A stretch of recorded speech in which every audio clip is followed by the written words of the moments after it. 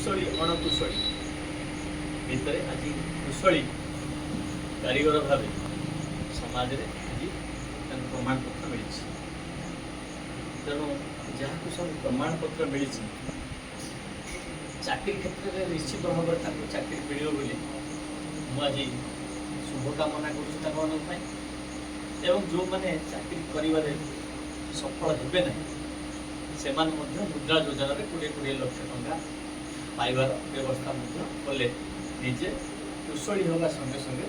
ये काम को ठिकुणा भाव कर कुशली एवं मणकुशली आपण मैंने आज डेट्रे आपण समस्त कुशली